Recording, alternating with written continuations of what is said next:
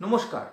2016 সালের প্যানেল নিয়ে হাইকোর্টের ডিভিশন বেঞ্চ ও সুপ্রিম কোর্টে পাক খেতে খেতে বৈধ নবম, দশম, একাদশ, দ্বাদশের শিক্ষক শিক্ষিকা ও গ্রুপ ডি, গ্রুপ সি শিক্ষাকর্মীদের নাজেহাল অবস্থা।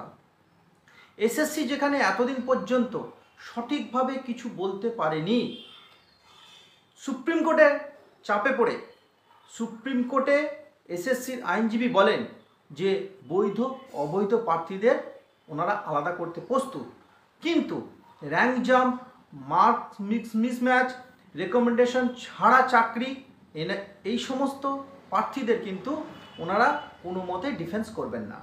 তবে একটা কথা কিন্তু পরিষ্কার, হাইকোর্টে এবং সুপ্রিম কোর্টে দু জায়গায় কিন্তু বৈধ অবৈধ প্রার্থীদের আলাদা করার কথা কিন্তু বলা হয়েছে।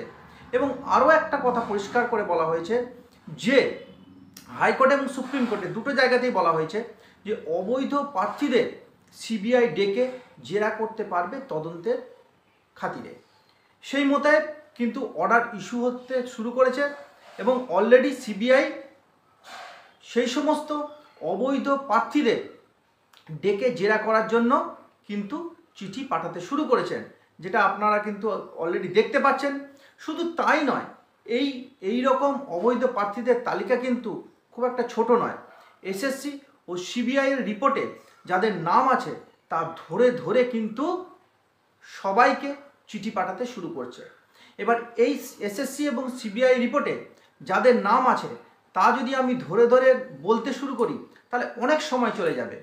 আপনি বা আপনাদের বিদ্যালয়ে কেউ যদি এই তালিকাভুক্ত হন তাহলে কিন্তু সিবিআইয়ের চিঠি আসতে শুরু করবে। দেখতে পাচ্ছেন যে সেই তালিকা আমি অলরেডি যাচ্ছে আমার স্ক্রিনে। আমি এই তালিকাটি আমার ডেসক্রিপশন বক্সে দিয়ে দিচ্ছি, যেখান থেকে আপনারা ডাউনলোড করে নিতে পারবেন। তাছাড়া 2016 সালের প্যানেলের বৈধ অবৈধ প্রার্থীদের সমস্ত রকম তথ্য যদি পেতে চান তাহলে আমার চ্যানেলটিকে সাবস্ক্রাইব করে ফলো করতে থাকুন। এই গরমে সকলে সুস্থ থাকবেন, ভালো থাকবেন, সঙ্গে থাকবেন।